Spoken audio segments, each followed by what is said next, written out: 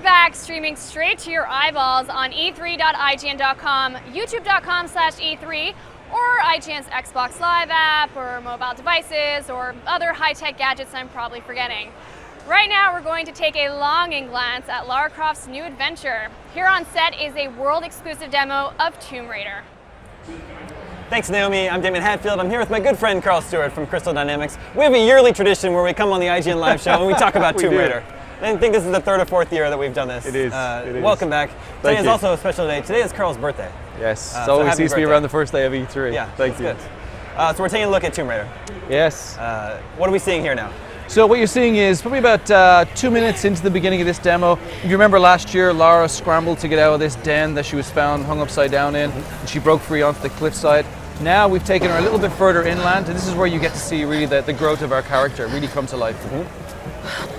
So right here, she sort of made her way a little bit inland now. She's a little bit injured. She's still got that sort of injury in her side. She fell on the spike, and she had to pull it out. Yep. So now she's kind of found a radio. She's got a little bit of hope. Maybe there's somebody out there. She just saw a life raft a few minutes ago washed up on shore, so she thinks some of her friends may have survived. But really now it's about making sure that she gets some heat, right? So it's all about understanding that character performance. It's about the journey and how she gets to become that Lara Croft that we gave you a little sneak peek of yesterday on the stage of the Microsoft press briefing. Do you have to build fires? Is that a game No, this is more just about the story, the creative. Okay. It's sort of getting to that sort of stage where you feel like, okay, I'm personal with the character. I now know exactly how she's gotten to this point. So instead of just kind of going through gameplay, it's sort of, we want to show the personality, which is a very big deal about giving you the immersion into the game. And the demo that you were showing at the Microsoft conference, she was killing a lot of people in that. So she hasn't quite gotten there, what we're seeing here. No, she hasn't quite gotten there. Really what we showed yesterday was like a sneak peek, like a peppering of where we're going with it. Because going on this journey, taking Lara to this point in time where we feel like, okay, well, we want to get people into the game. We want to get people to sort of feel like they're protecting the character. They're also going after to help their friends. So Sam, as we see in this demo, gets kidnapped. Steph, one of her friends, gets killed at the beginning of the last demo last year. So we want to give her motivation, right? So the story and the journey that we show behind closed doors at E3 this year, and some of the stuff you've seen, is about taking the player on that journey so that we give her sort of a relevance as to why she's that stronger character that we saw yesterday at the briefing. I see. So what you're going to see now in a few seconds is Lara starts going into our, what we class as sort of one of the smaller hunting areas. The goal there is that we give Lara kind of one of our first pieces of equipment, the bow. The bow is going to become a very important part of kind of her gear gating and her structure throughout the game. She's a little bit clumsy with it to begin with. We want the player to kind of feel like this is an area where they can actually grow and evolve. As you come into this space, you'll see it's all about sort of the living, breathing space. We want the player to feel like this is almost alive, right? So there's no sort of repeat occurrences where the deer will walk around the same way every single time. It feels like everything's random. She's found someone who was caught in a trap, and yeah, it looks like somebody who's been strung up a long time ago. And this is the guy who's got this makeshift bow hanging around his waist. So now your goal is to get up there, and pry it off him. So straight away we start teaching the player about just some of the smaller platforming elements, just sort of the way in which you can move around the space. You remember past Tomb Raider games were all sort of very binary. You're jumping from ledge to ledge. As you know from last year's demo, it was very interesting to sort of show the player how they can now move around these spaces with a little bit more ease. Allows us to turn Lara into an explorer, which is what she's all about. This forest environment looks amazing. It's really beautiful. Yeah, thank you. The guys have spent a lot of time trying to make this as immersive as possible.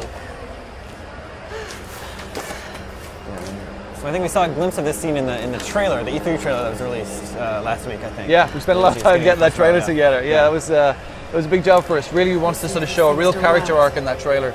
So I take the player on a journey, the viewer on a journey where they kind of feel like they understand a little bit more about Lara than we presented last year. You know, it's a big undertaking for us to reimagine a franchise that's been around for 15 years. So, you know, rather than sort of coming back with a piece of code just like this, we thought it was very important to sort of show the future of where we're going. You know, really sort of show people that it's not just about cinematics, it's about really getting them into gameplay and having some fun. And she just got experience points for picking up the bow.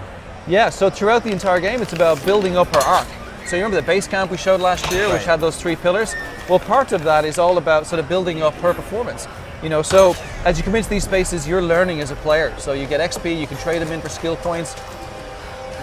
And those skill points allow you to unlock things such as, you know, in this case, will become sort of better retrieval at arrows or better hunter.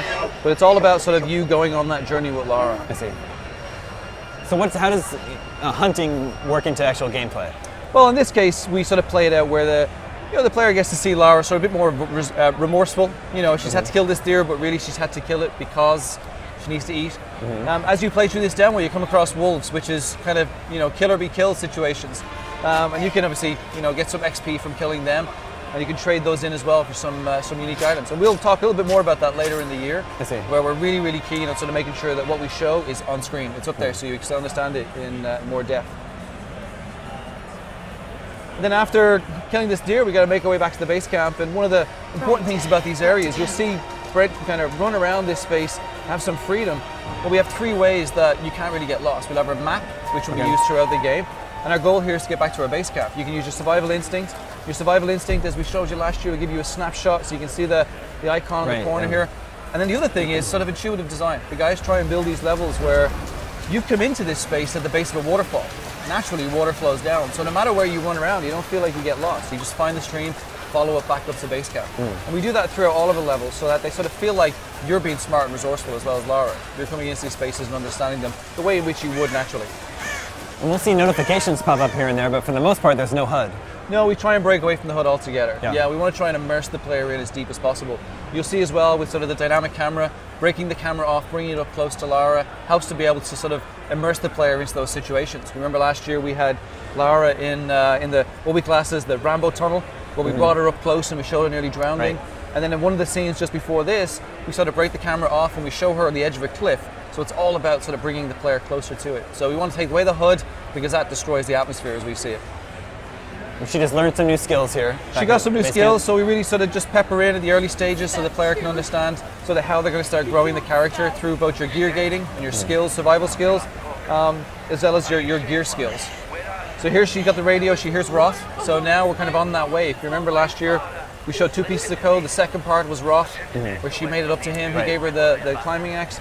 Well, now she's figured out Roth's still alive, and she's now got a motivation to start making her way up through the forest to meet him further up.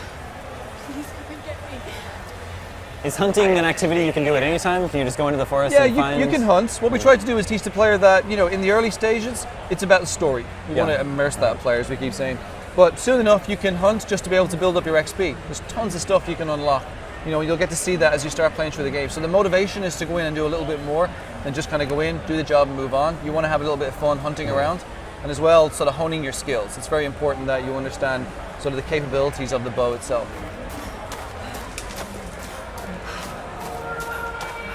So in this scene here now, Lara's been told by Roth to sort of make her way up through the rest of the mountain village and come find him. And now she's starting to get into some of the mystery. Here's some of the things that you got to see last year in the demo where the scavengers were in the den. Now we come into a place where one of the scavengers has been living. The door's now open, it gets a little bit creepier. And Lara starts making her way so a little bit deeper into this cavern.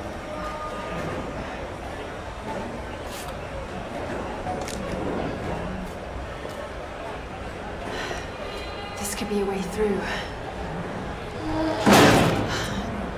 I don't know if she wants to go down there. No. She's an adventurer. She's like, oh, I'm curious. What's down there?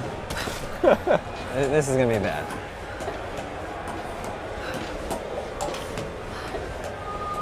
So as players, places like this, we try and bring the mystery. We want to sort of make the player feel like they're starting to understand the story and the world around them.